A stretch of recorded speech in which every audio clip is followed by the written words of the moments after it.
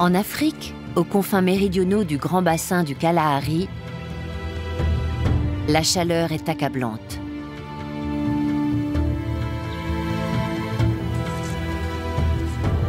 Tout devient très difficile.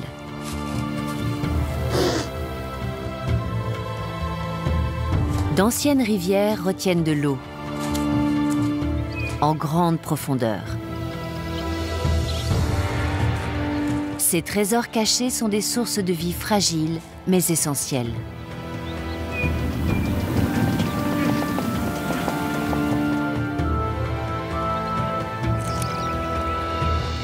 Cette terre est grandement assoiffée,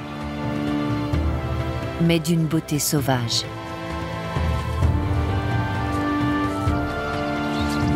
Il s'agit du parc transfrontalier de Khala-Radi.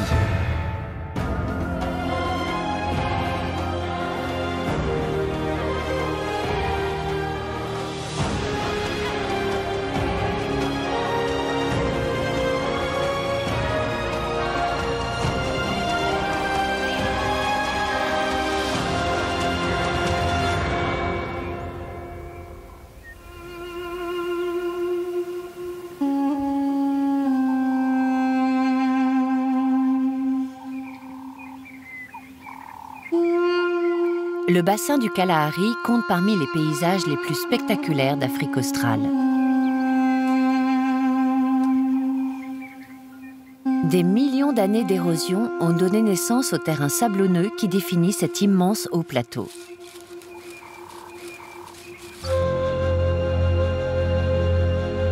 Ce territoire abrite le parc transfrontalier de Khala-Radi. Ce territoire abrite le parc transfrontalier du Kalahari.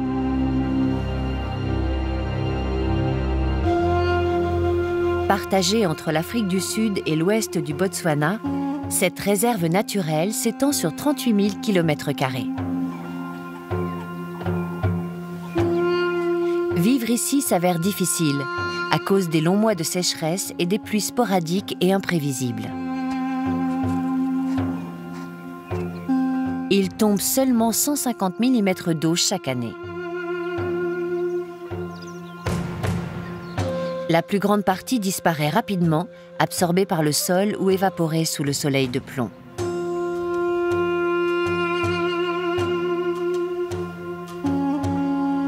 Deux sources de vie insoupçonnées se feraient quand même un chemin à travers le parc.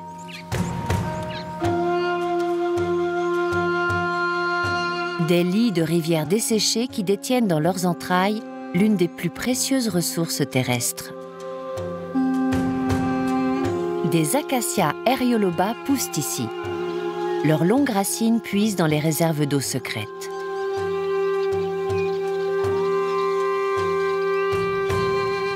Leurs branches font office de refuge et leurs graines de nourriture pour de nombreux animaux.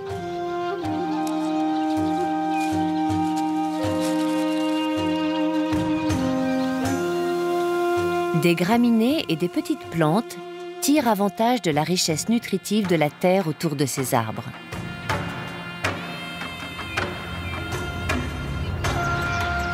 Même avec ces ressources, les résistantes créatures de Khala-Radi ont dû s'adapter pour survivre à ce milieu hostile.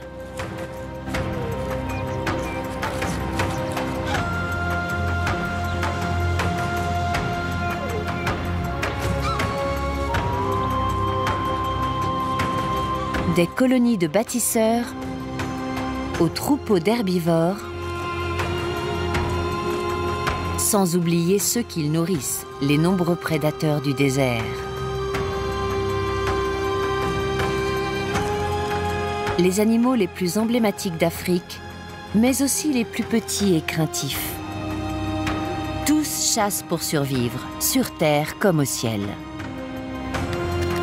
Ensemble, ces espèces forment une chaîne alimentaire dont chaque maillon dépend de la survie des autres.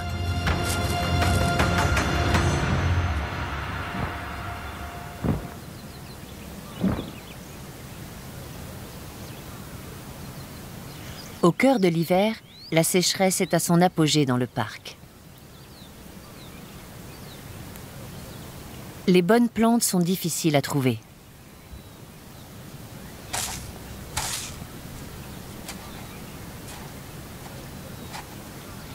Les herbivores se rassemblent sur les rivières taries où des eaux souterraines subviennent encore aux besoins des plantes les plus résistantes. Mais parfois, la foule attire le danger. Les chasseurs les plus puissants d'Afrique vivent ici. Les lions comptent parmi les plus féroces.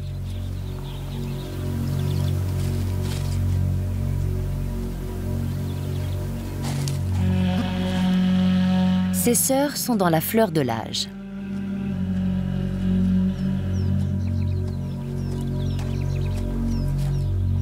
Elles ont toujours vécu ensemble et passent la plus grande partie de la saison sèche près du lit de la rivière, attirées par les nombreuses proies potentielles.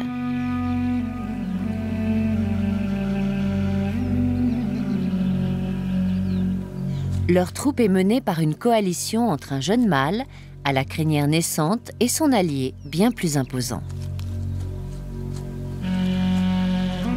Ce dernier pèse environ 200 kg et il est capable d'abattre des proies 4 fois plus lourdes que lui.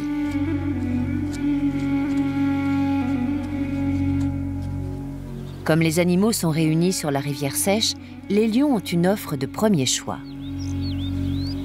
Avec la faible densité de gibier en dehors des lits de rivière, leur territoire pourrait s'étendre sur 2800 km². Les lions dominent la chaîne alimentaire du Kalahari. Ils chassent surtout à la faveur de la nuit. Et dorment une grande partie de la journée.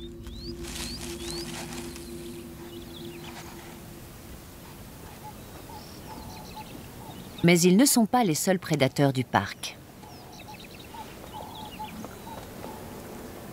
Un autre groupe de félins emblématiques de Rala-Radi s'apprête à vivre une journée beaucoup plus intense. Dans le lit de la rivière Nossob, une famille de guépards va passer à l'action. Elle appartient à l'une des rares espèces de félins diurnes. La nuit, ces grands fauves restent tapis pour échapper à la menace de redoutables concurrents comme les lions.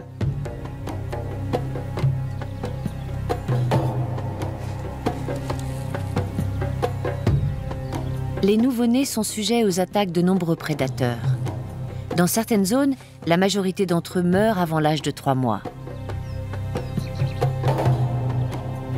Cette mère a fait un travail remarquable. Elle a réussi à élever ses 4 petits qui vont bientôt prendre leur indépendance. Quand ils atteindront l'âge de 18 mois environ, ces jeunes guépards quitteront leur mère. Ils doivent donc saisir chaque occasion pour apprendre à tuer.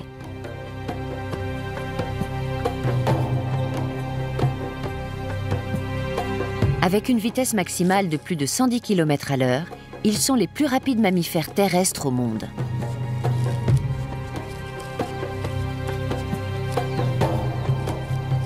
Contrairement à d'autres félins, leurs griffes sont toujours apparentes. À grande vitesse, cela leur assure une bonne adhérence au sol meuble, comme les chaussures à pointe d'un athlète. Même si ces prédateurs ne sont pas les plus féroces, ils comptent parmi les plus efficaces de Rala-Radi. 2 fois sur 7, leurs chasses sont fructueuses. Un taux presque 2 fois supérieur à celui des lions. Dans les lits des rivières, leur proie préférée est le délicat springbok.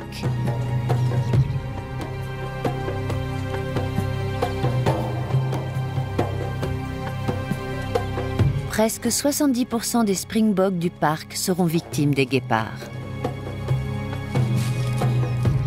Encerclée par 5 félins affamés, une antilope de taille moyenne n'a donc aucune chance.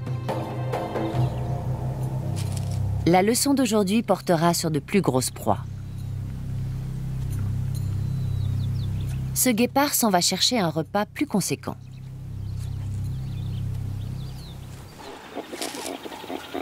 Pour le moment, ces springboks peuvent manger tranquillement.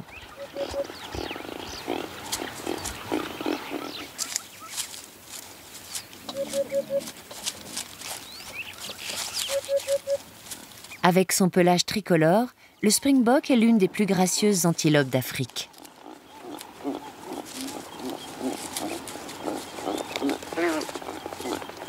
Ici, sa fourrure est également essentielle à sa survie.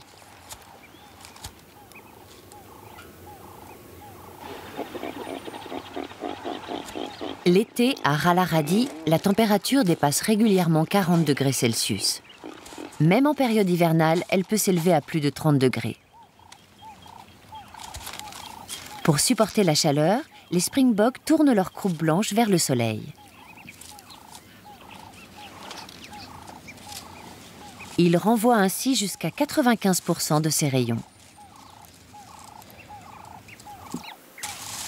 Mais dans ce désert aride, le sable fait office de miroir. Il réfléchit la lumière du soleil brûlant.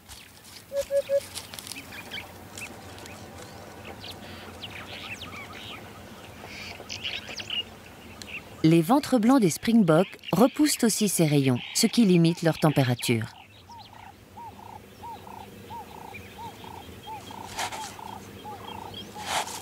Cela leur permet de passer plus de temps au grand jour, alors que d'autres animaux se retirent pour se réfugier à l'ombre. Pour se protéger du soleil, la faune locale dépend surtout d'une des espèces végétales les plus représentatives du parc, l'Acacia erioloba. Cet arbre, qui peut atteindre 15 mètres de hauteur, prolifère le long des rivières de Rala-Radi. Mais celle-ci coule rarement. En surface, l'eau apparaît seulement une fois tous les 11 ans environ. La vraie source d'humidité se trouve en profondeur. Les acacias y accèdent par des racines pivotantes qui descendent jusqu'à 60 mètres sous la surface terrestre. Grâce à cette eau, les arbres peuvent s'épanouir et remplir plusieurs fonctions essentielles à la vie dans le parc de Rala-Radi. Avant tout, ils sont un support de construction primordial.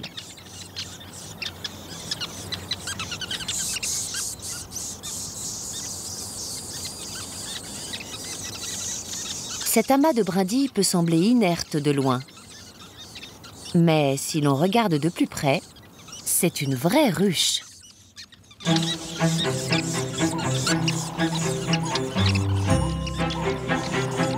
Elle abrite une colonie d'incroyables architectes. Des républicains sociaux.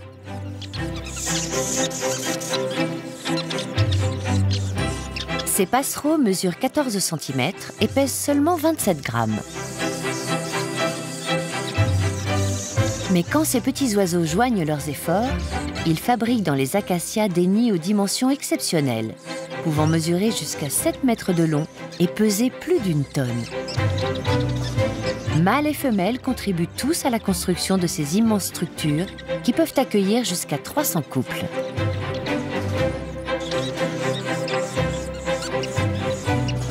Pendant la journée, leur habitat s'apparente à un aéroport international en effervescence.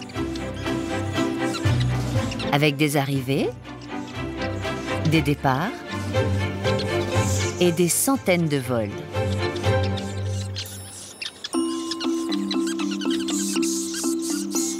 Tous parviennent magistralement à éviter la collision. La plupart des républicains sociaux passeront leur vie entière dans ce nid. Celui-ci joue un rôle essentiel dans leur survie face aux conditions climatiques extrêmes. L'épaisseur des parois offre une excellente isolation. Ainsi, même pendant les jours les plus chauds, il ne fait jamais au-dessus de 31 degrés Celsius dans le nid.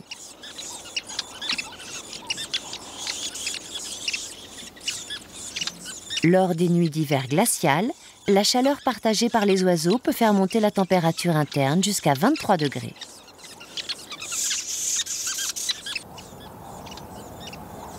Dans le parc transfrontalier de Rala-Radi, certains acacias erioloba ont 250 ans. Ces épineux n'ont jamais cessé d'abriter des nids de républicains sociaux depuis plus d'un siècle, soit presque 30 générations. Ils poussent dans les lits des rivières où les nutriments s'accumulent, fixés au sable des dunes environnantes par les rares précipitations. Mais à certains endroits de la réserve, aucune plante ne pousse.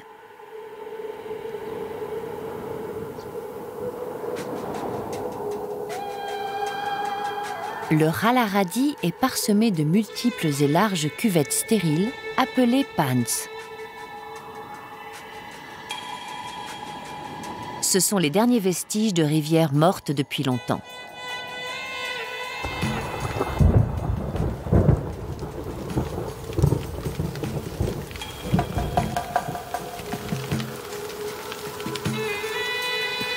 Quand les pluies intermittentes surviennent, les eaux de surface s'accumulent sur la glaise compactée avant de s'évaporer sous le soleil brûlant.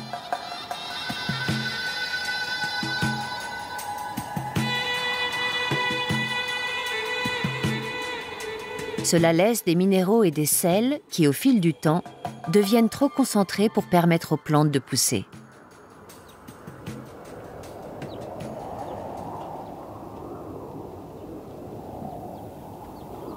Pour des spécialistes du désert comme ce couple d'autruches, aucune terre n'est trop menaçante.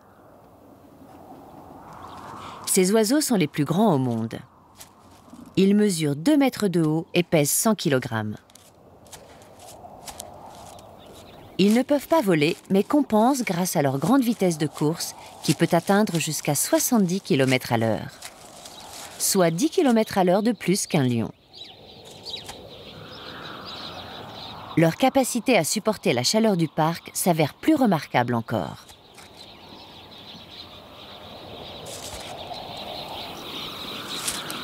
Leurs besoins en eau sont exceptionnellement faibles.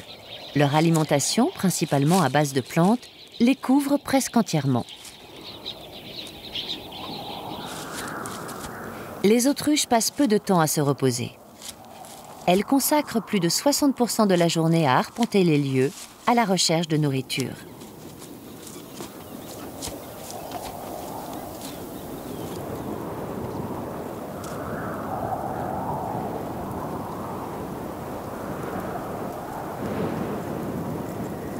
Si rien ne pousse au centre de la dépression, les animaux se rendent quand même sur ces terres désertiques.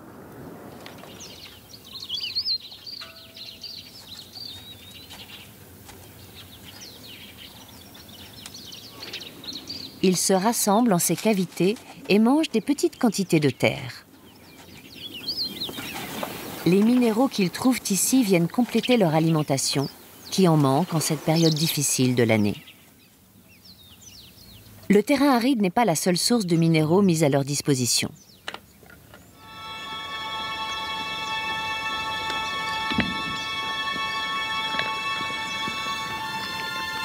Cette femelle gemsbok va bientôt mettre bas. Avec la sécheresse hivernale, son alimentation manque des nutriments essentiels. Ceux-ci s'avèreront d'autant plus nécessaires quand elle allaitera. Pour compenser cette carence, elle se tourne vers une source étonnante.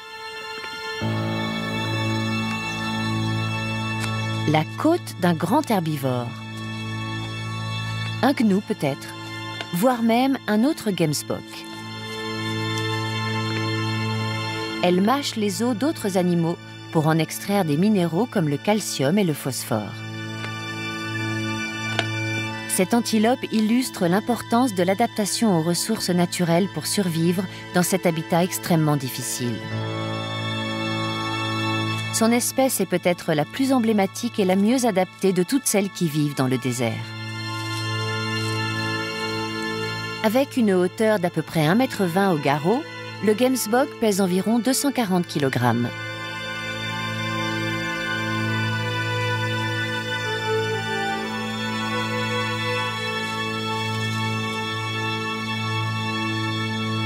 Ces majestueuses antilopes sont célèbres pour leurs cornes, qui mesurent plus d'1 mètre en moyenne et possèdent une base striée et une pointe acérée. Une blessure en bas âge peut engendrer un problème de croissance. Cette déformation pourrait empêcher la femelle de se défendre au mieux contre les prédateurs. Jusqu'ici, elle n'a pas rencontré de difficultés et a pu mener sa vie en assumant pleinement son rôle au sein du troupeau. Mais la situation des mâles est différente.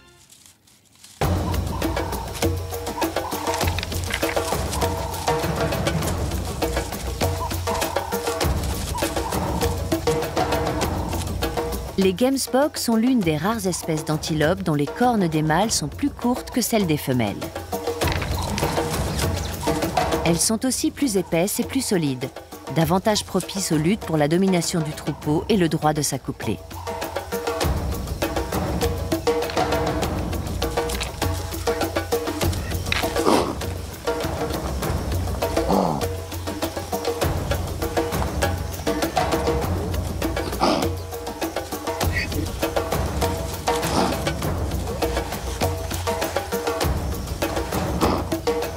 Quand deux oryx aboutissent à une impasse, seul un troisième peut venir s'interposer.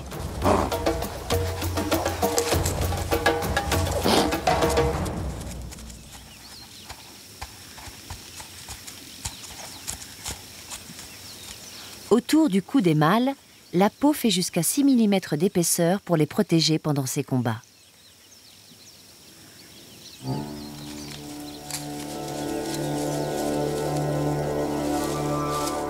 Le gemsbok survit grâce à ses grandes facultés d'adaptation à la vie en milieu aride.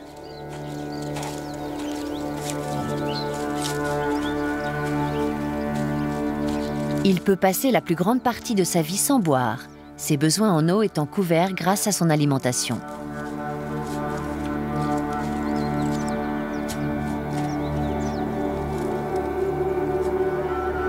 À cet effet, le corps de cet animal est conçu pour économiser l'eau.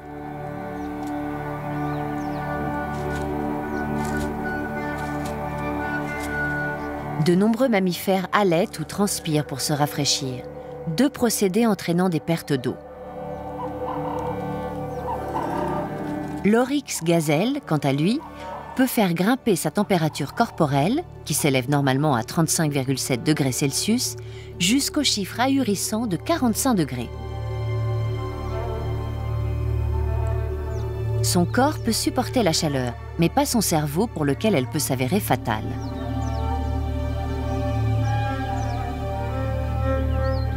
Pour éviter cela, les fosses nasales humides et fraîches de ce gemsbok possèdent un vaste réseau de capillaires sanguins. Cela permet de refroidir le sang et de maintenir la tête à une température correcte, tandis que celle du corps monte en flèche. Le gemsbok évacue la chaleur excessive pendant la nuit plus froide, qui correspond aussi au moment où il broute le plus. Le soir, même l'herbe morte peut absorber 40% de son poids en humidité de l'air. C'est suffisant pour subvenir aux faibles besoins en eau des gemsbok. Et cela leur permet de passer plus de temps dans les dunes que d'autres antilopes plus petites.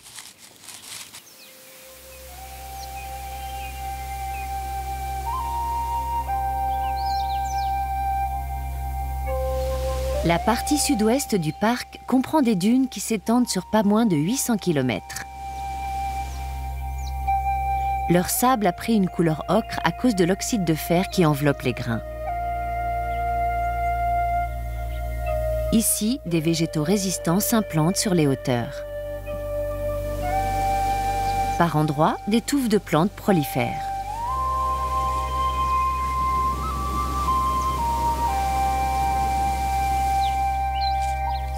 En apparence, c'est un véritable festin pour les gemsbok. Mais la nature réserve des surprises.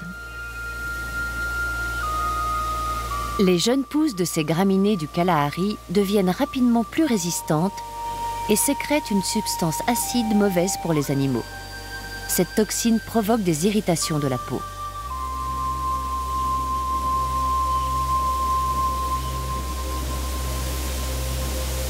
Cette mer immangeable de végétation luxuriante est aussi cruelle qu'un mirage dans le désert.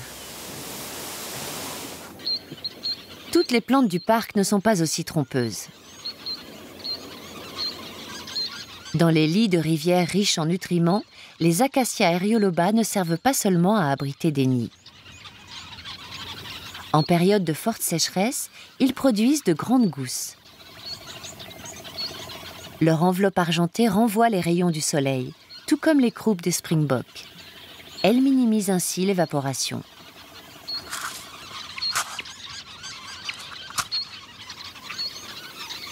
Pauvres en tanins et riches en protéines, ces cosses constituent une source nutritive majeure pour de nombreux animaux du parc.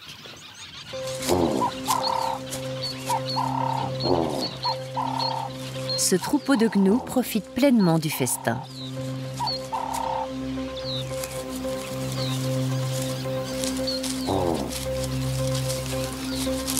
Pour germer, ces graines dures doivent traverser le système digestif à l'intérieur duquel des enzymes détruisent leurs coquilles. Bientôt, elles seront disséminées par les gnous en retour de l'apport nutritif de l'arbre.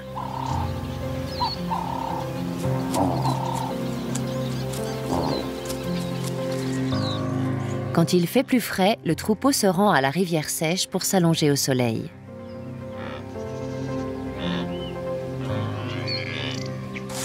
Comme ils sont nombreux à l'affût, ils peuvent se détendre. Mais dans le lit de nos sobs, leurs congénères s'apprêtent à passer une journée bien plus mouvementée.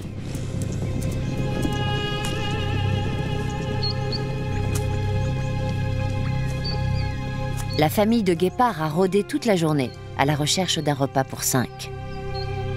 Elle a fini par repérer le troupeau de gnous. La chasse va bientôt commencer.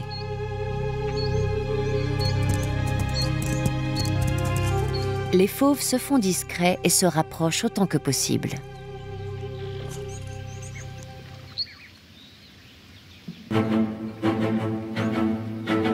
Soudain, la course est lancée.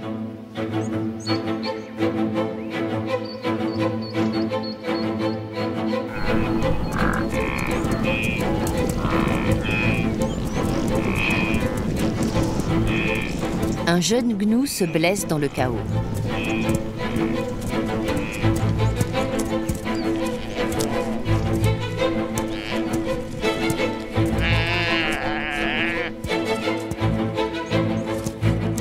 Les guépards encerclent leur proie, mais se méfient de ces ruades.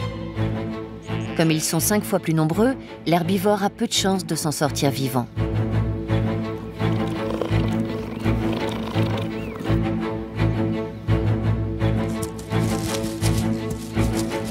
Mais les félins manquent d'expérience.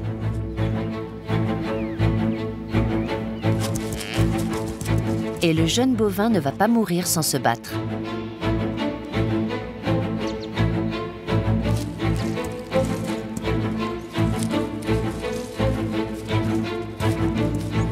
Les guépards sont incapables de le tuer.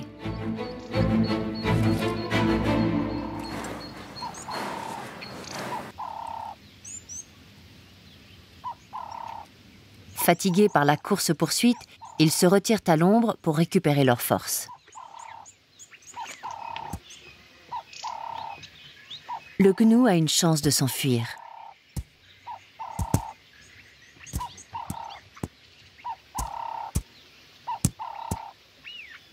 Il ne compte pas le laisser partir si facilement.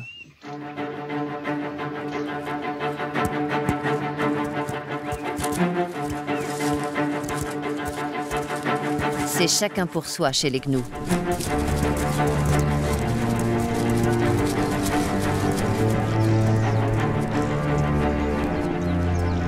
Le jeune blessé est abandonné à son sort.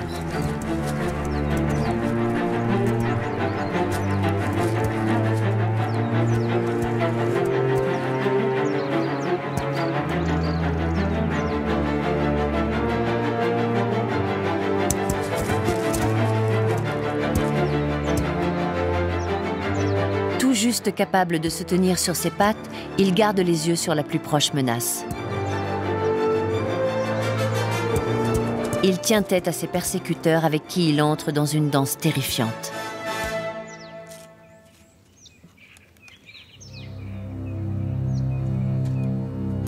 Finalement, L'épuisement se fait sentir, chez les prédateurs comme chez la proie.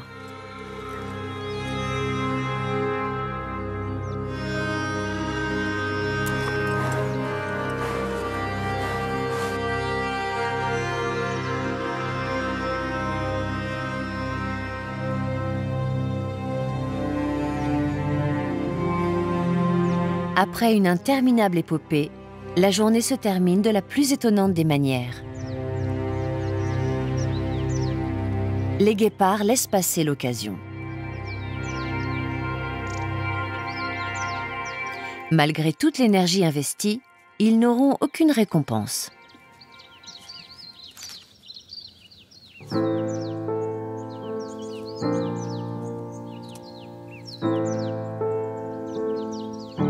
La ténacité du gnou lui a permis de gagner du temps. Cet exemple illustre parfaitement le fait que jamais rien n'est joué d'avance sur cette terre imprévisible.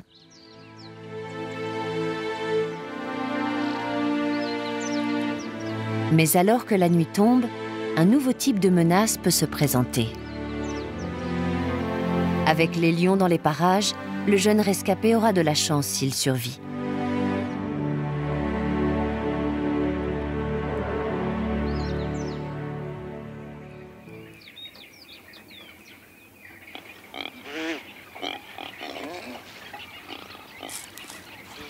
Le jour se lève et les Springboks profitent des premières heures de la matinée. Même s'ils comptent beaucoup sur l'herbe fraîche après les périodes de pluie, ces oryx se sont adaptés pour tirer parti des maigres ressources disponibles le reste de l'hiver.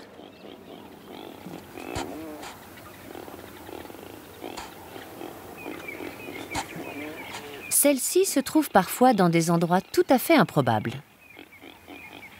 Sous le sable extrêmement sec du lit de la rivière Ohob, l'antilope déterre des racines cachées et les arrache avec agilité. En adaptant leur alimentation, les Springboks arrivent à se nourrir suffisamment pour que la vie continue malgré tout dans cet environnement inhospitalier.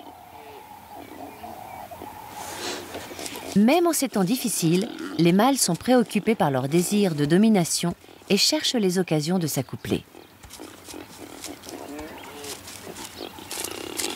Celui-ci se déplace entre les femelles qui l'entourent. Il les examine toutes pour voir si elles sont prêtes à se reproduire. Mais elles ne réagissent pas. La courte période des amours s'est déroulée des mois plus tôt, après la saison des pluies, quand le troupeau était en parfaite condition. À présent, les femelles ne partagent nullement l'intérêt masculin. Les jeunes mâles continuent encore à se mesurer. Mais l'intensité de leur combat n'est en rien comparable à celle dont ils font preuve quand le troupeau est au meilleur de sa forme.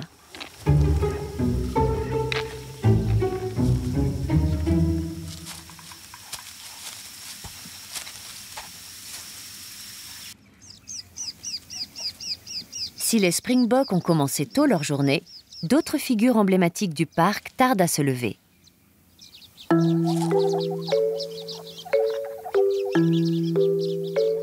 Une famille de suricates.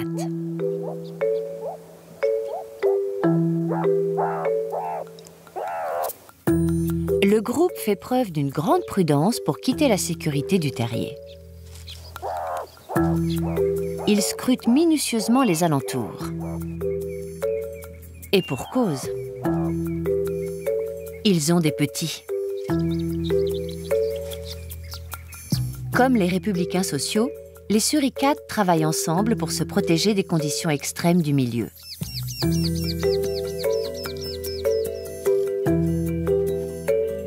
Mais au lieu de construire en hauteur, ils creusent et conçoivent des résidences souterraines. Ils ne sont pas les seuls à vivre ici. Leurs colocataires, les mangoustes jaunes, ont fait la grasse matinée. Mais elles se montrent moins patientes pour trouver leur petit déjeuner. Elles sont les premières à chasser les insectes.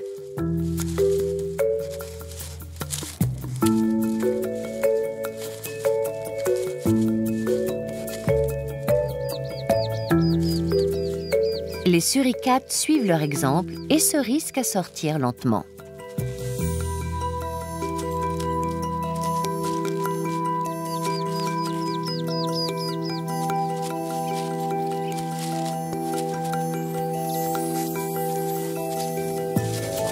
Ils ne tardent pas à rencontrer leurs autres voisins, les écureuils terrestres. Eux aussi vivent en famille. Leur mère inspecte les environs. Contrairement aux autres, les écureuils se contentent d'une alimentation principalement végétale. Ils grignotent, l'air heureux.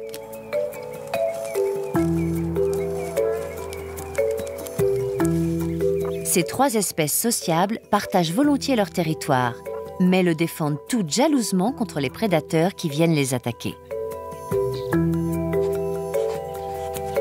Au cours de la journée, chacun tire le meilleur parti de la nature environnante.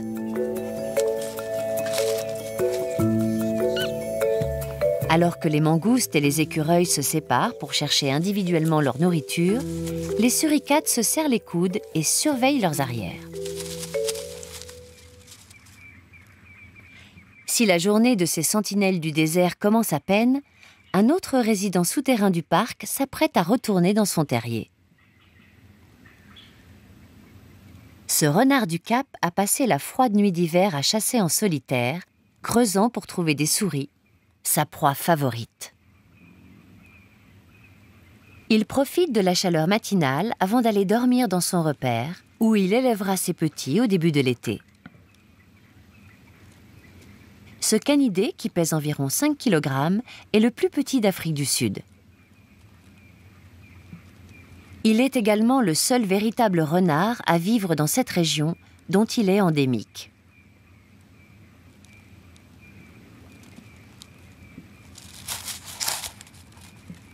Le petit prédateur est menacé par de plus grands carnivores.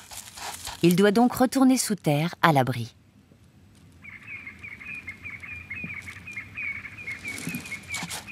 L'entrée de son terrier est soigneusement dissimulée sous les branches d'un arbuste rustique du Kalahari.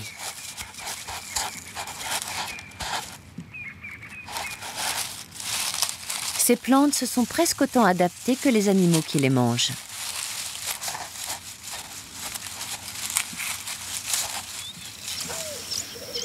C'est le cas par exemple pour le févier à 3 épines, nommé ainsi parce qu'il se ramifie toujours en 3 branches. Et pour l'acacia mellifera qui possède des épines noires. Pour résister, ces végétaux comportent des feuilles minuscules afin de minimiser les pertes d'eau par évaporation et des épines pour éviter d'être totalement dévorés.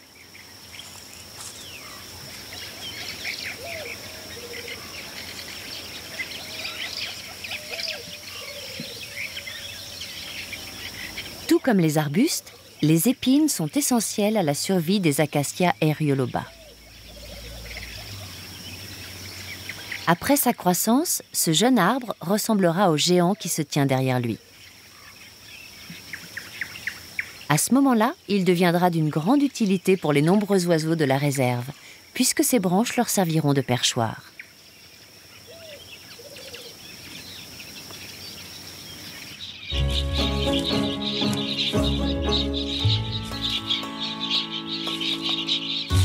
Les amadines à tête rouge font la même taille que les républicains sociaux. Ces granivores se réunissent en groupe d'une centaine de passereaux. Contrairement à beaucoup d'espèces ici, ils doivent boire souvent et se rassemblent autour des rares plans d'eau du parc. Mais les amadines à tête rouge sont menacées par les oiseaux de proie. Elles n'osent pas s'attarder en terrain découvert. Elles plongent boire une petite gorgée avant de retourner s'abriter dans les branches.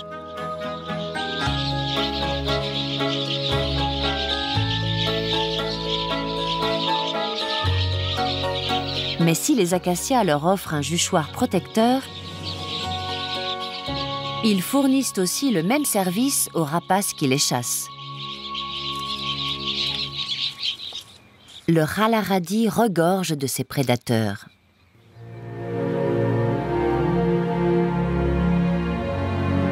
Cet autour chanteur s'attaque à des petits volatiles comme les tisserins et les amadines, mais ce sont les petits mammifères qu'il préfère manger.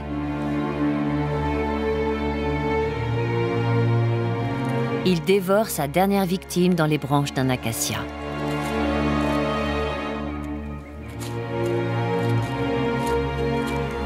Les lits de rivière du parc constituent l'habitat idéal pour les autours.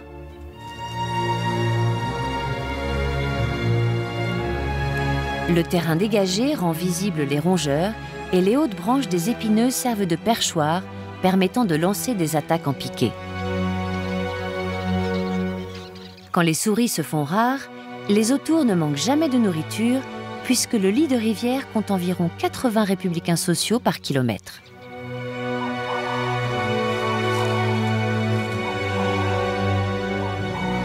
Rassasié, il utilise l'arbre dans un dernier but. Nettoyer son bec pointu en le frottant contre l'écorce rugueuse.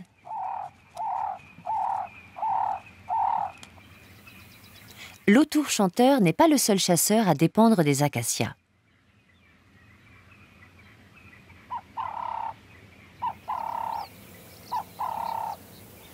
Si leurs branches servent de rampe de lancement aux rapaces, elles s'avèrent également l'un des refuges préférés d'un autre félin du Kalahari.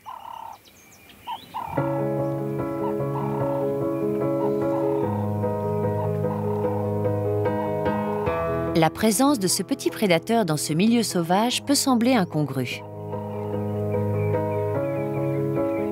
Le chat sauvage d'Afrique ressemble à un animal domestique. Surtout actif la nuit, il passe la plus grande partie de la journée à se reposer dans l'arbre. Ses pattes rayées se confondent parfaitement avec l'écorce noueuse.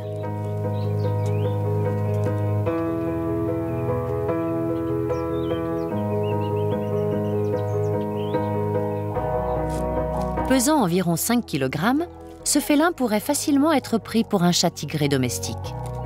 Il se distingue seulement par ses pattes plus longues et la teinte rousse derrière ses oreilles.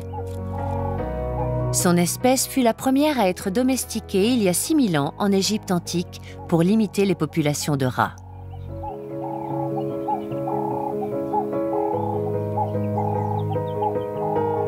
Comme ses ancêtres, les proies favorites de ce chat sauvage sont les souris et les rats.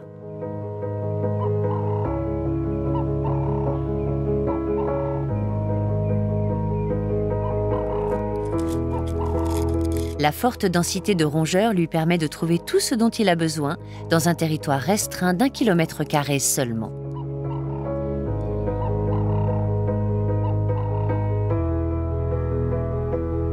Contrairement au renard du Cap, la journée, il trouve refuge en hauteur, sur les branches ombragées de son arbre préféré.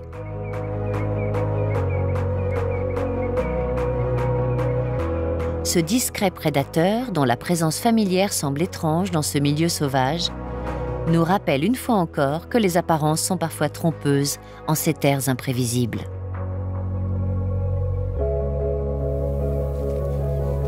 Après avoir bien fait sa toilette, le chat ganté s'installe pour dormir le reste de la journée.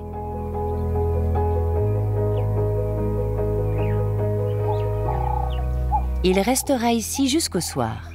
Puis, il partira chasser, prenant place à côté des plus grands prédateurs qui rôdent la nuit dans le parc.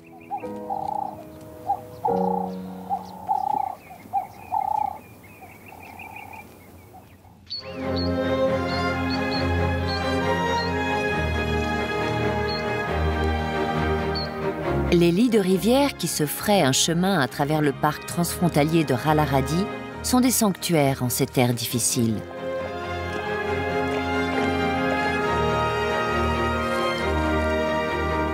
Depuis des siècles, de grands arbres poussent ici. Ces végétaux offrent à la fois le gîte et le couvert pour que la vie persiste. Si vivre en ces terres arides relève du défi, les animaux de la réserve ont su parfaitement s'adapter pour subsister. Ils connaissent la réussite et persévèrent en cas d'échec. Grâce au travail d'équipe et à leur propre détermination,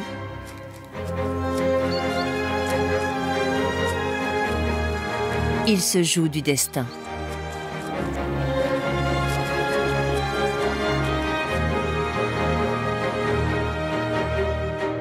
Chacun se taille une place dans le cycle de la vie qui régit ce merveilleux parc africain.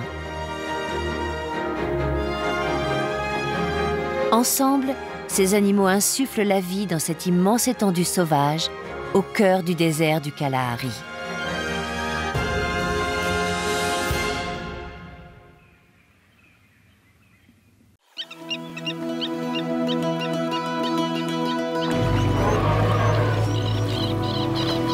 Au nord du Botswana se trouve un havre de paix. La rivière Chobe s'avère une planche de salut pour la faune locale.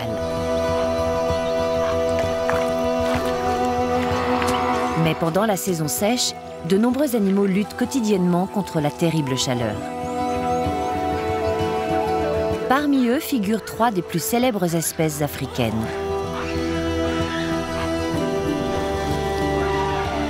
Même si leurs différences sont considérables, elles partagent toutes un même but, élever leur progéniture.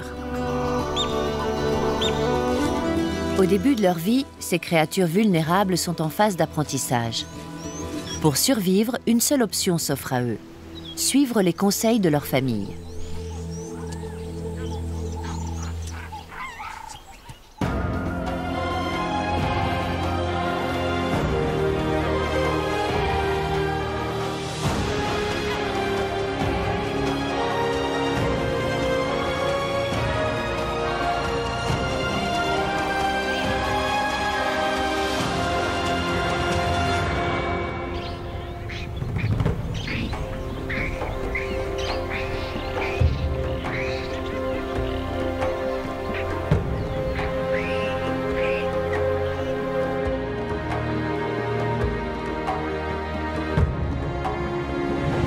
Chobe est le 2e plus grand parc national du Botswana.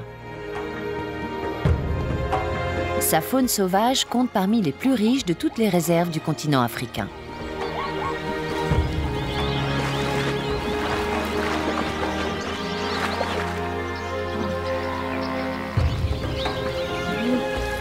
L'immensité de ce sanctuaire, qui accueille une multitude de gibiers, n'a d'égal que la diversité biologique présente sur son territoire.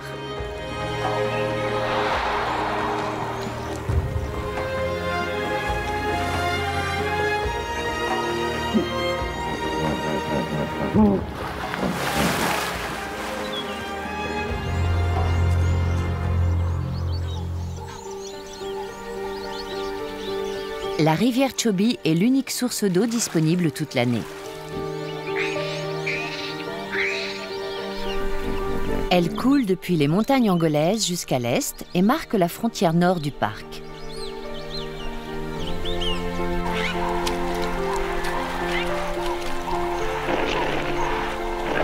Cette terre merveilleuse n'a pas son pareil en matière de nourriture et de sécurité.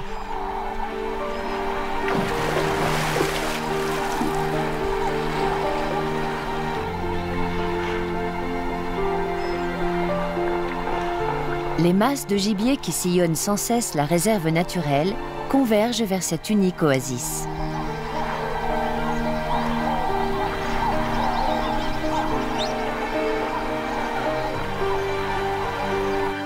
Pendant la saison sèche, certains animaux parcourent jusqu'à 500 km pour y parvenir.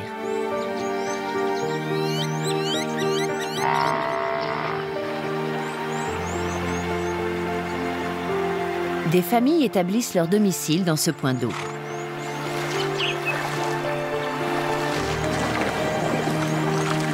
Malgré leurs grandes différences, les troupeaux d'éléphants, les bandes de singes et les troupes de lions doivent relever un même défi: élever leurs petits.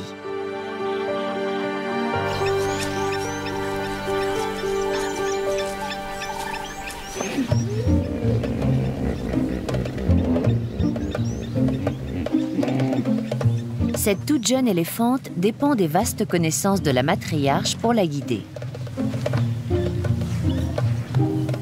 Avec sa petite taille, elle est on ne peut plus vulnérable. Pendant les premières semaines de sa vie, le troupeau doit lui enseigner les compétences indispensables à sa survie. C'est la première d'une nouvelle génération. Elle est donc destinée à devenir la prochaine matriarche.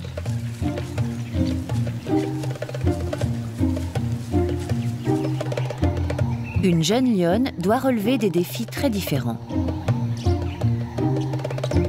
Elle doit apprendre à chasser. Toute l'expérience et le soutien de sa famille seront nécessaires pour lui montrer comment vivre au milieu de la savane africaine. Ce jeune babouin bénéficie de la protection de toute sa tribu. Il est entièrement dépendant de son entourage pour apprendre à évoluer dans son environnement.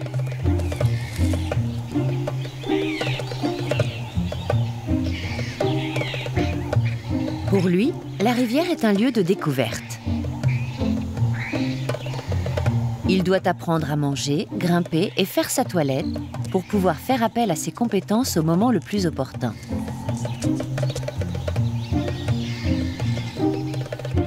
Diriger une famille en cette contrée sauvage est un parcours semé d'embûches.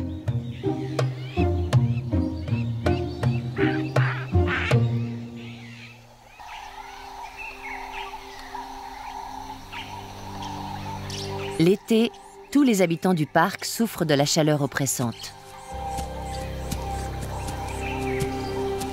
Avec une température proche de 40 degrés, la savane devient impitoyable. Dès le milieu de la matinée, tout le monde cherche désespérément un abri.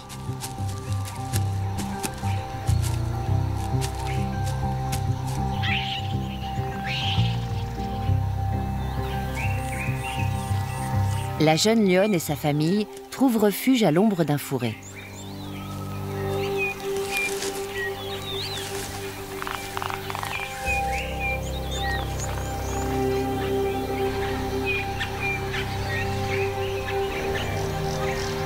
Ces félins passent jusqu'à 21 heures par jour à se reposer afin de préserver leur énergie pour la chasse. Au moment venu, la plus jeune du clan devra se montrer extrêmement vigilante. Elle apprendra à tuer grâce à sa mère. Bientôt, la troupe sera obligée de quitter son abri pour trouver à manger. La survie de cette jeune famille en dépend.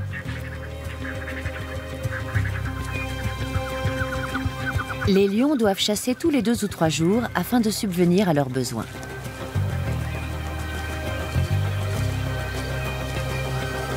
La coopération est la clé de leur réussite. Pour abattre leur proie, ils unissent leurs forces. Pour agir, ils attendent la faveur de la nuit quand il fait plus frais.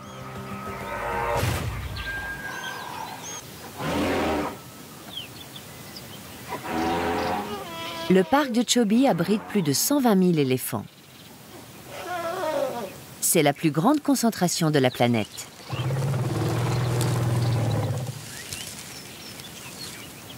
Eux aussi doivent supporter les fortes températures. Au cours de leurs 55 millions d'années d'existence, ces pachydermes ont développé des astuces séculaires pour affronter leur milieu. Celles-ci se transmettent en famille, de génération en génération.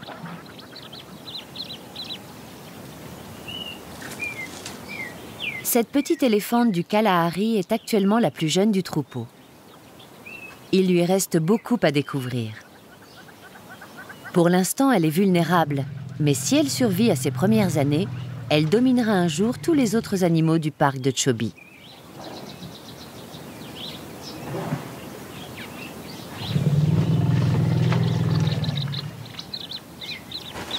Pour supporter leur masse, les adultes ont besoin d'au moins 80 litres d'eau par jour. Le troupeau se dirige donc vers la rivière.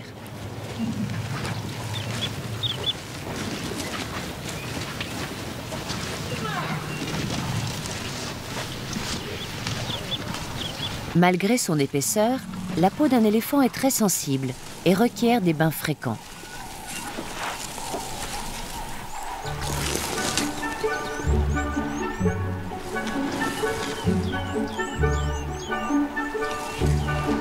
Cette famille a choisi de remplacer l'eau par un substitut inattendu.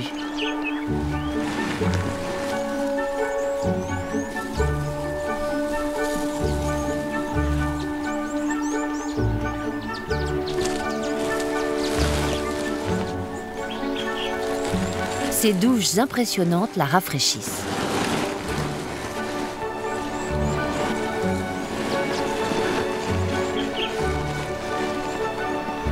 La poussière et le sable protègent non seulement des rayons ultraviolets, mais aussi des parasites.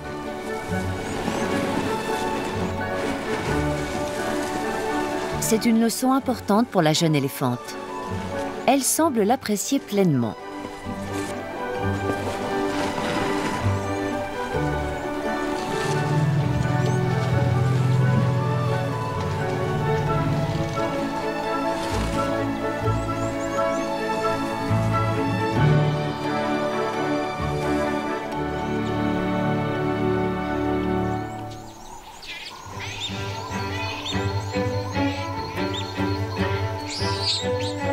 Les babouins trouvent aussi refuge près de la rivière.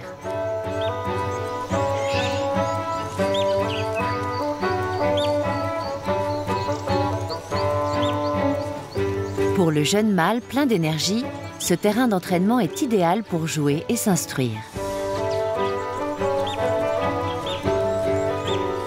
Il apprendra tout ce qu'il doit savoir en observant ses aînés et en les respectant.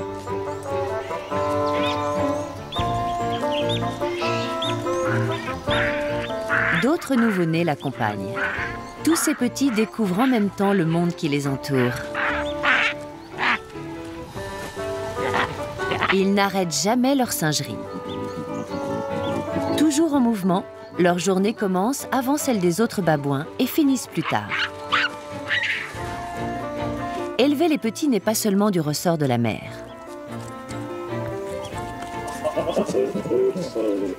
Elle est beaucoup aidée par les mâles. Des singes sans lien de parenté jouent les parrains pour ces jeunes, de leur naissance à leur 2e année. Presque tous les contacts amicaux entre les mâles et les petits découlent de cette relation.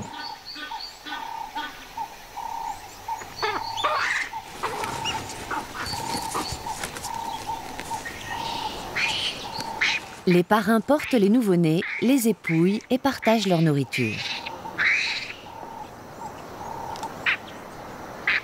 Les femelles en bénéficient car leurs bébés sont protégés.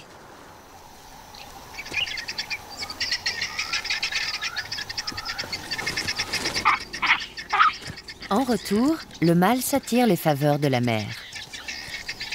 Il augmente ses chances de s'accoupler.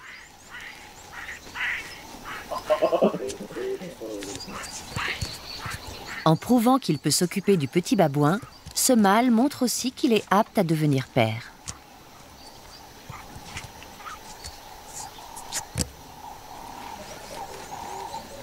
Les mâles passent de tribu en tribu. Les femelles constituent donc le noyau stable du groupe. Une stricte hiérarchie est établie.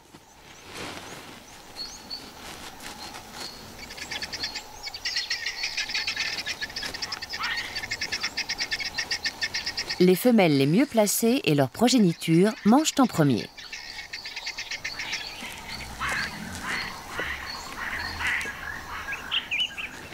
L'ensemble du groupe est dirigé par un seul mâle dominant. Il est le meilleur combattant et le partenaire le plus prolifique. Tous les autres singes le respectent.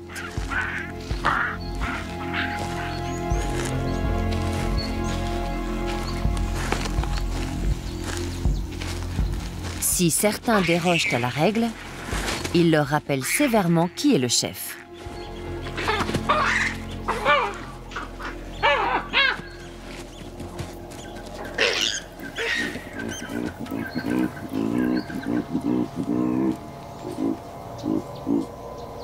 Cette hiérarchie est leur unique moyen de survivre en si grand nombre. Elle doit donc être imposée.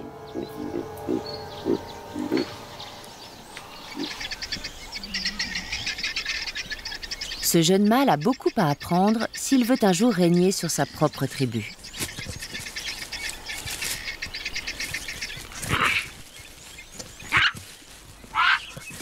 Même si ces bousculades semblent anodines, elles sont les premiers pas de son ascension.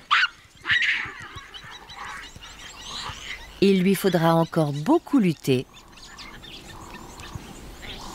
Mais s'il veut devenir chef de famille, il doit prouver qu'il est le plus fort. Il lui faut montrer à chacun qu'il sera capable de les défendre le moment venu.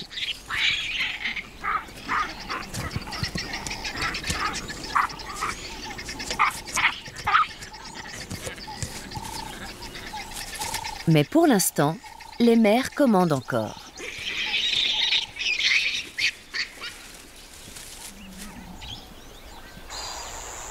Les troupeaux d'éléphants sont également soumis à une hiérarchie complexe.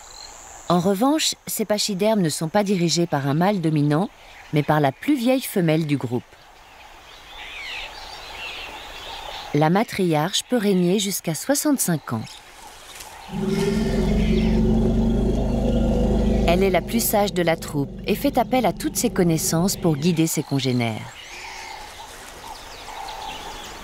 Les éléphants vivent en famille qui réunissent des femelles étroitement liées et leur jeune progéniture.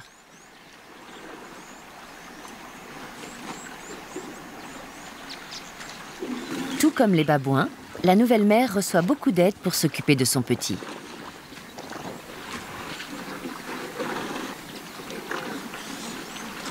Contrairement aux singes, ce ne sont pas les mâles qui prennent en charge les nouveau-nés.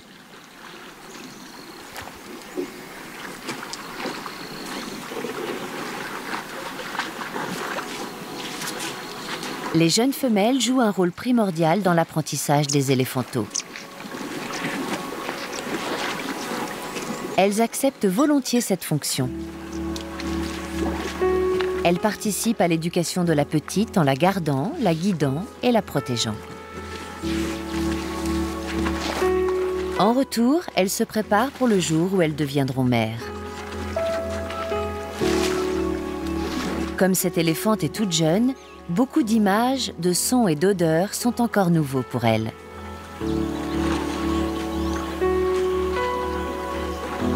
Elle doit tirer profit de chaque expérience afin de devenir à son tour un membre accompli du troupeau.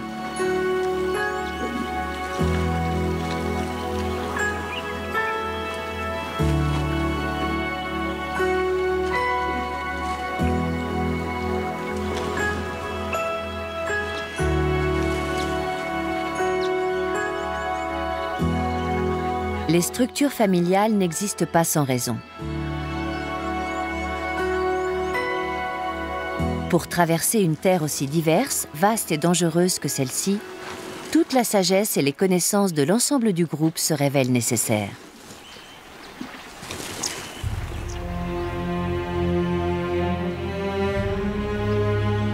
Le parc de Chobe comprend 10 500 km² d'étendue sauvage.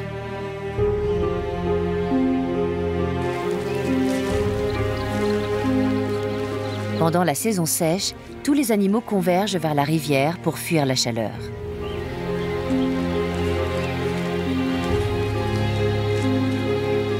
Avec seulement 3 mm de précipitations par mois, c'est la principale source d'eau du parc.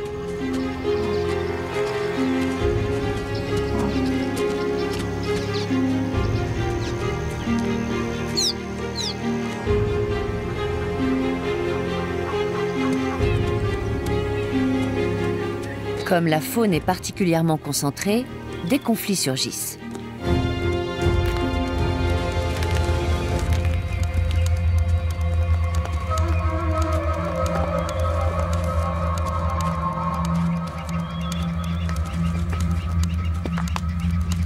Partout, la hausse des températures réchauffe les esprits.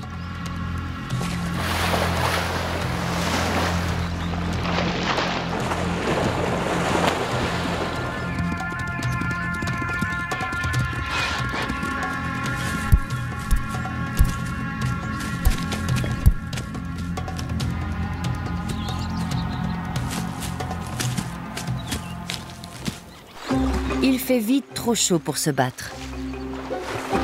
À midi, la température frôle 40 degrés.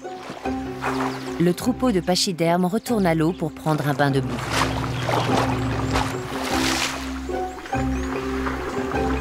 Pour la jeune éléphante, la boue n'est pas seulement un moyen de se rafraîchir. C'est aussi une grande source d'amusement.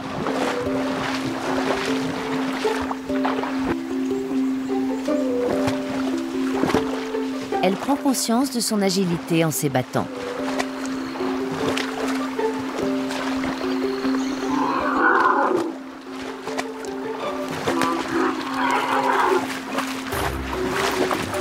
Son nouvel environnement est un lieu de découverte.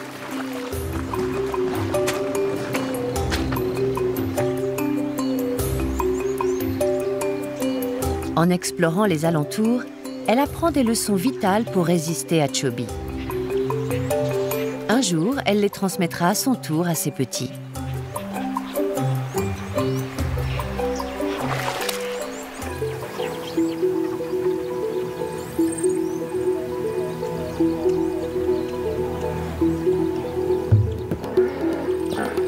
Avec les nombreux résidents qui viennent s'alimenter, la rivière est noire de monde.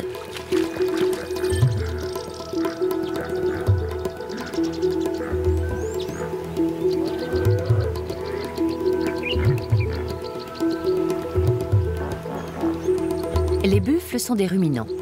Cela signifie que leur nourriture doit fermenter dans leur panse afin d'être digérée.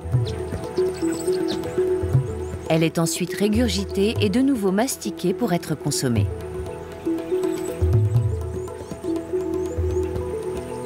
Ce processus nécessite de grandes quantités de liquide.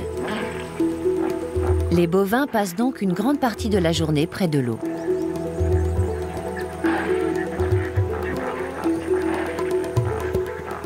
La boue est également d'une grande importance pour le buffle, surtout lorsqu'il fait chaud.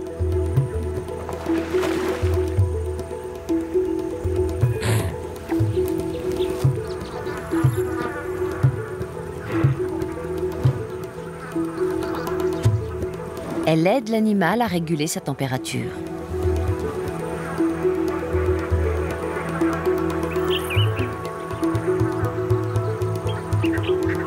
Elle permet de retenir l'eau près de la peau et réduit sa vitesse d'évaporation. En se couvrant de boue, l'animal reste au frais toute la journée.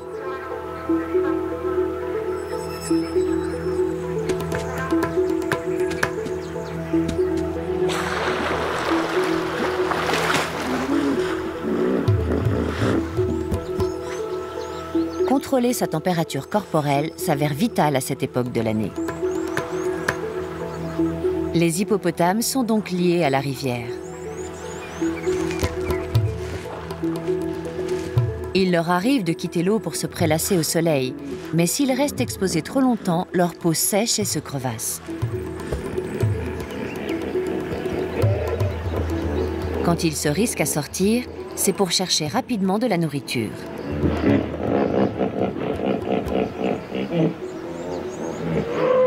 Ils retournent vite se réfugier dans l'eau.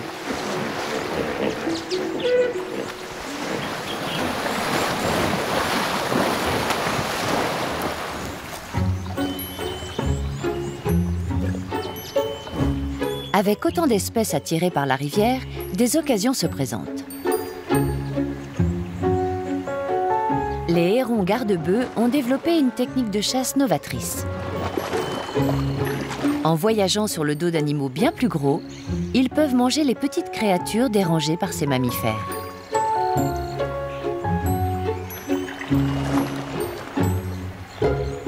Cela a permis aux hérons garde-bœufs de nouer des amitiés inattendues.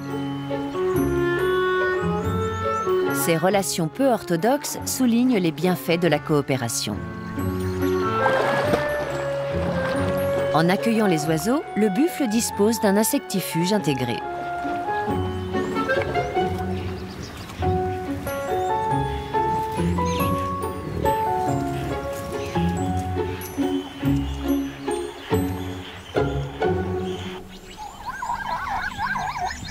De nombreuses espèces dépendent des ressources de la rivière. Certaines doivent parcourir d'énormes distances pour l'atteindre. Les zèbres des plaines détiennent le record de la plus longue migration de tous les mammifères africains. Comme ils suivent les précipitations, ils abattent parfois près de 500 km à travers la Namibie et le Botswana. La rivière Chobe est une halte fréquente au cours du voyage. Elle offre aux jeunes zèbres un repos vital.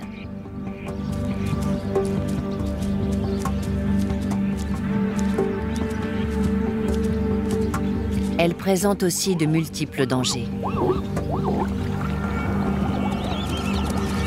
Ceux qui cherchent à atteindre l'autre rive doivent absolument la traverser.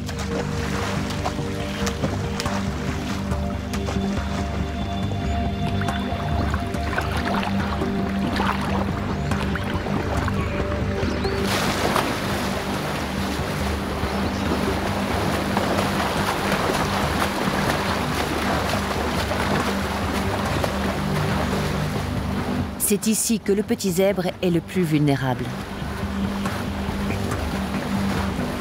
Le troupeau parvient de l'autre côté.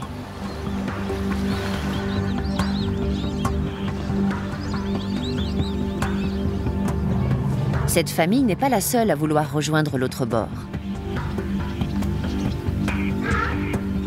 La petite éléphante se heurte aux mêmes difficultés.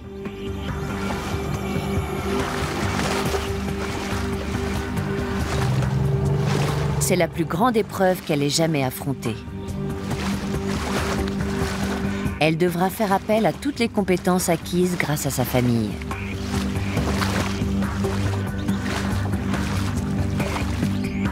Un grand crocodile est capable d'attraper facilement un éléphanteau.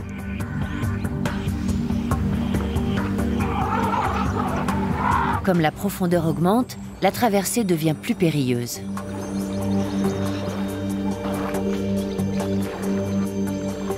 Si la petite se fait emporter maintenant, le troupeau sera impuissant. Il ne pourra pas la sauver.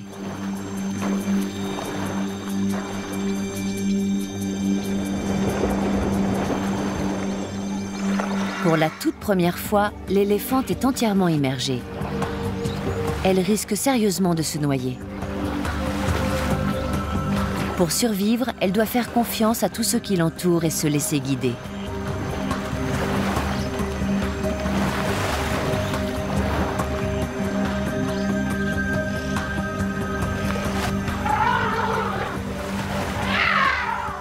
Avec l'aide de sa famille, elle atteint l'autre rive.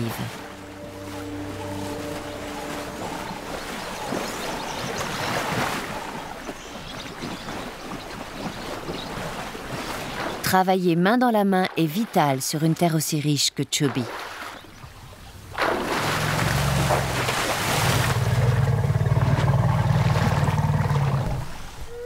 Pour toutes les espèces, la coopération est l'un des aspects les plus importants de la vie de famille. Des liens étroits sont les composantes essentielles d'un groupe solide.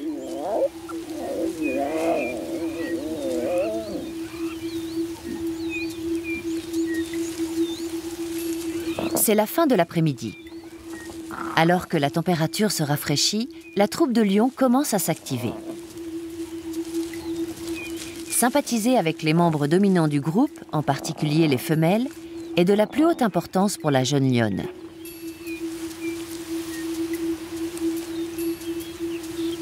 Les relations entre les femelles sont le fondement même de la société chez les lions. Les troupes sont presque entièrement constituées de lionnes et de leur progéniture.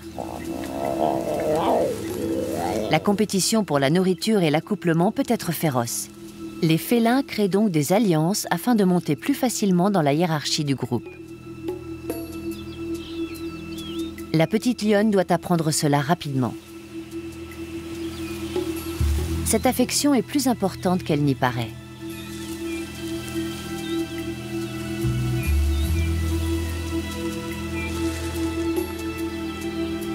La jeune a beaucoup à gagner en se rapprochant d'un membre plus fort de la tribu.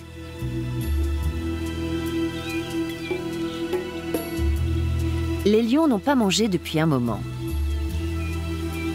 Quand les temps seront durs, son amie dominante l'aidera à se procurer de la nourriture.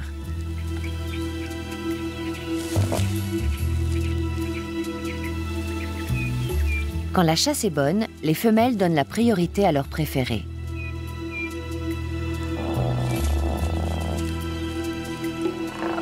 Ces liens affectifs sont aussi tactiques que tactiles.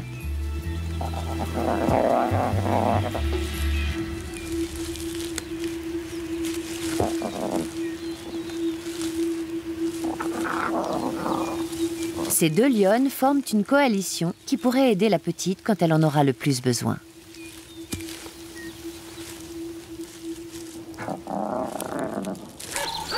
Les fauves ne sont pas les seuls à afficher ce comportement. Les singes adoptent ce stratagème depuis longtemps.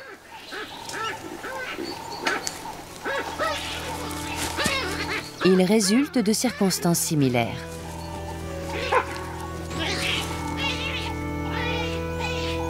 Pour survivre aux prédateurs et aux dangers de Chobi, les babouins ont formé un groupe gigantesque qui compte parfois plus de 100 membres. En unissant leurs forces, ils sont de taille à lutter contre leurs plus féroces adversaires.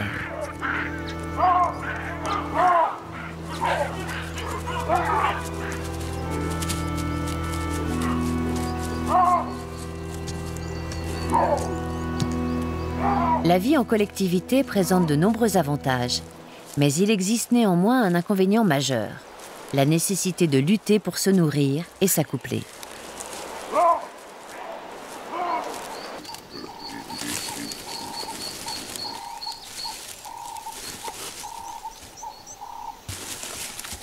Les femelles supportent le plus gros de cette pression.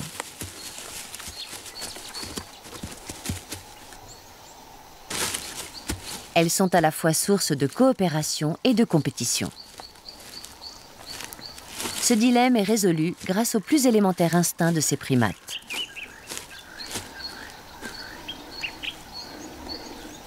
La toilette enlève la saleté, les peaux mortes et les poux. Ce n'est pas seulement une question d'hygiène. Quand les babouins s'épouillent, ils commencent à créer des relations individuelles.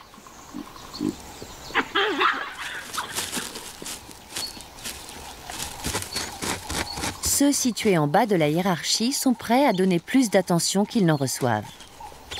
En retour, leur présence est tolérée là où la nourriture est la plus abondante. Pour que cette stratégie fonctionne, le babouin concentre ses efforts de toilettage sur un singe capable de le soutenir lors d'un combat. Les membres de rang inférieur, plus faibles, passent la plupart de leur temps à épouiller des babouins mieux placés. Ces alliances sont créées par besoin de protection.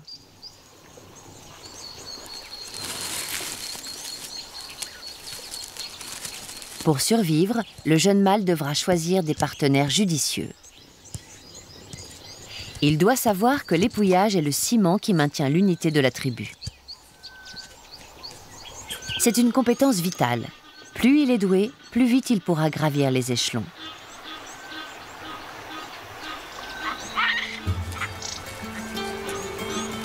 Un autre facteur rend cela essentiel à la dynamique du groupe.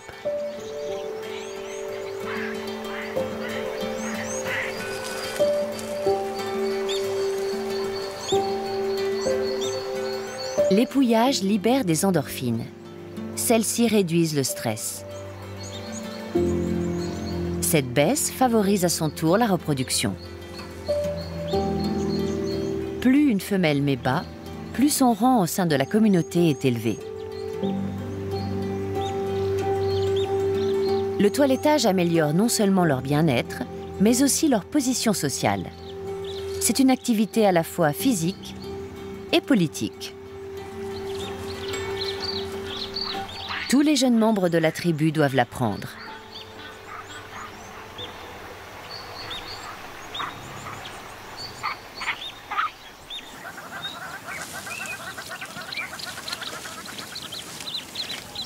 Les éléphants dépendent aussi de contacts étroits.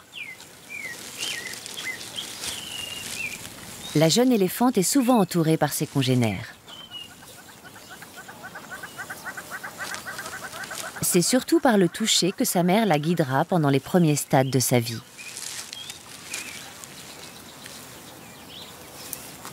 C'est leur principale méthode de communication et une habitude que la petite éléphante gardera toute sa vie.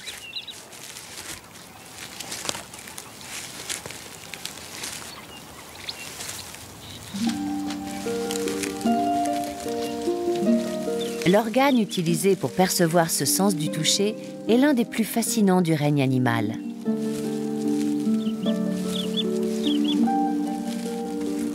La trompe d'un éléphant est extrêmement agile. Assez puissante pour soulever des arbres, elle est aussi capable d'arracher des touffes d'herbe. Environ 55 000 muscles lui permettent de se contorsionner dans n'importe quelle direction.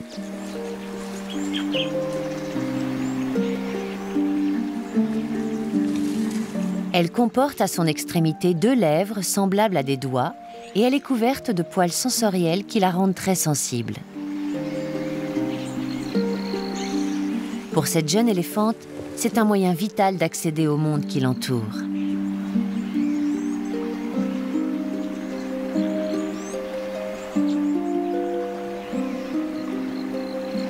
Les éléphantos apprennent à manger en mettant leur trompe dans la bouche d'autres membres du troupeau.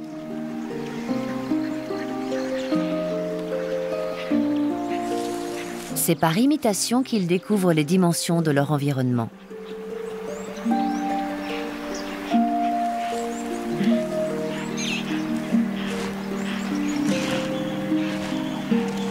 La trompe ne sert pas uniquement à toucher les alentours immédiats.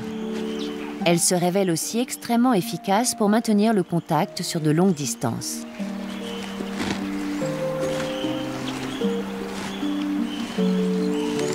En levant leur trompe dans un vent dominant, les éléphants peuvent se faire une idée de ce qui les attend grâce à leur odorat développé.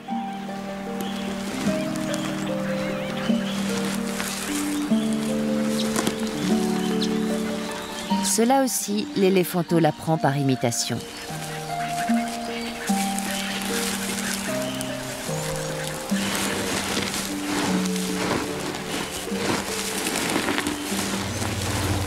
La trompe permet aux pachydermes d'acquérir des connaissances à travers leurs sens, mais aussi par leurs cris.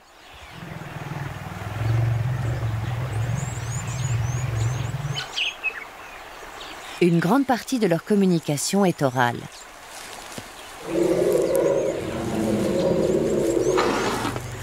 La trompe est une caisse de résonance, capable d'amplifier différentes émotions.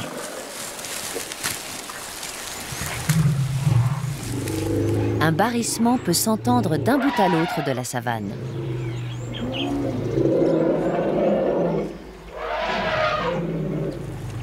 La communication est vitale pour maintenir la cohésion de la famille et mettre les petits à l'abri du danger.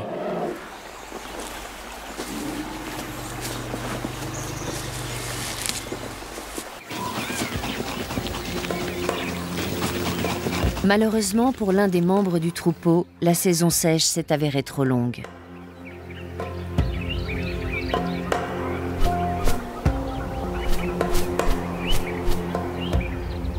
Affaibli par la chaleur, l'un des plus vieux du groupe est mort. Mais cet éléphant n'est pas mort en vain. La fin d'une vie se révèle parfois nécessaire à la survie des autres.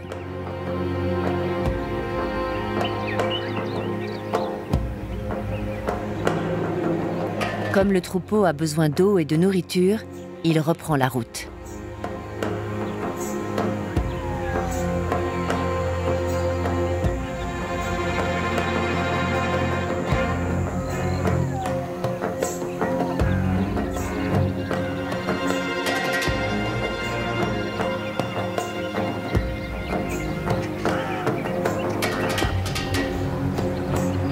Avec le temps, ce corps gigantesque attire les charognards.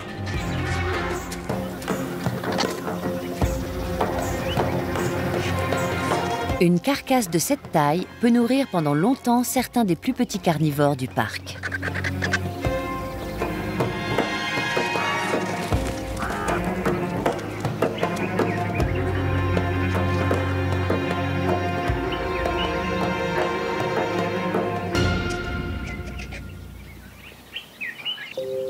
Chobi compte de nombreux prédateurs, mais tous ne sont pas carnivores.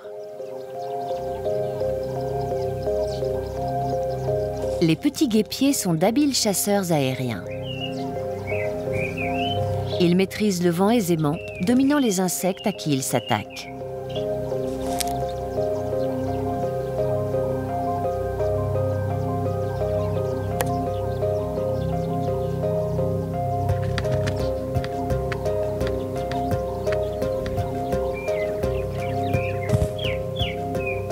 Ils tirent leur nom de leur aptitude à chasser les guêpes.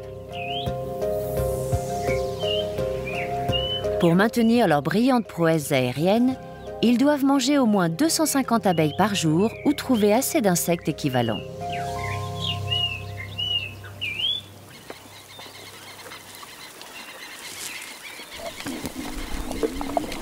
Pour les lions aussi, la patience et la persévérance ont fini par payer.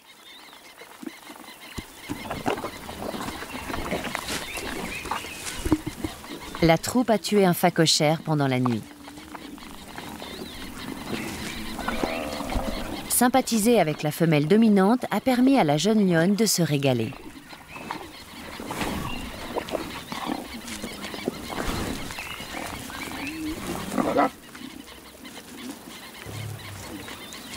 Elle a appris comment obtenir de la nourriture et bientôt elle passera à la pratique. Quand elle aura 11 mois, elle devra participer aux chasses et commencera à subvenir aux besoins de la famille.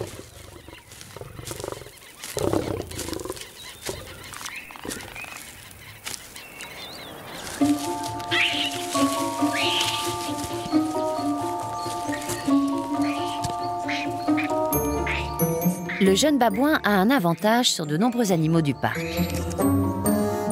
Il peut échapper à ses prédateurs en atteignant des endroits inaccessibles. C'est une faculté qu'il doit maîtriser. Il découvre à peine l'ampleur de ses capacités.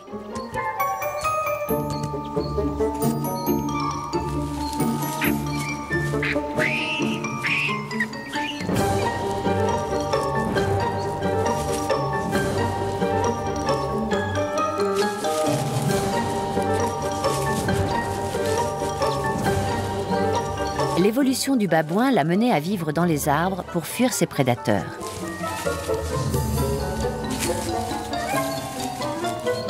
Son apprentissage commence dès le plus jeune âge.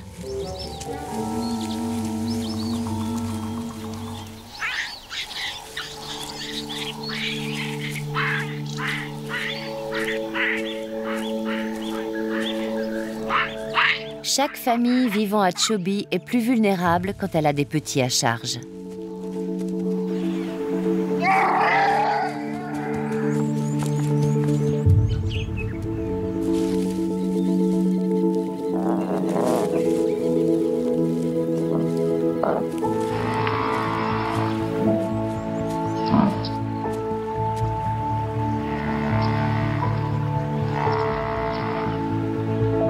Les animaux doivent affronter les éléments ainsi que les autres résidents du parc.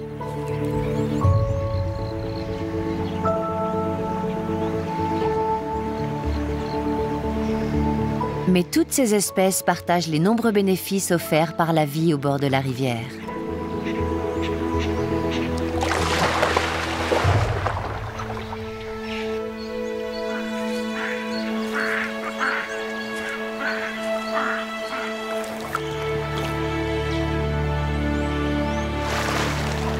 Des centaines de milliers d'animaux dépendent de cette source d'eau, ce qui crée un mélange spectaculaire.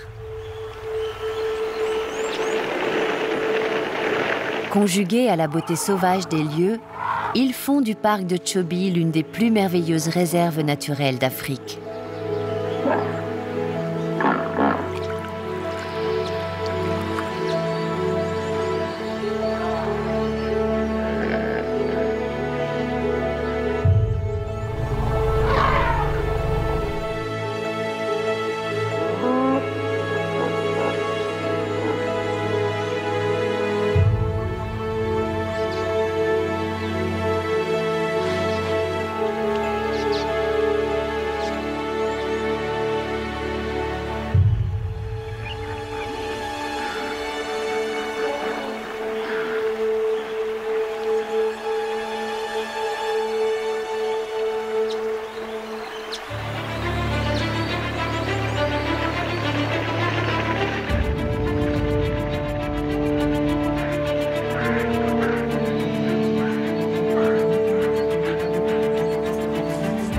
Pour les babouins, les lions et les éléphants, élever leur progéniture à Chobe est un voyage riche en enseignements, au cours duquel des amitiés se tissent et des ennemis apparaissent. La richesse de ce parc est sans égale.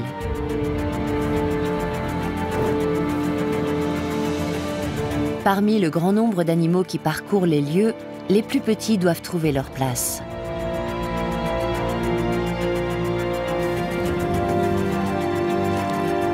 Seuls les conseils de leur famille peuvent leur permettre d'endurer les conditions de vie du parc. C'est grâce à l'éducation des aînés que les jeunes apprendront à survivre.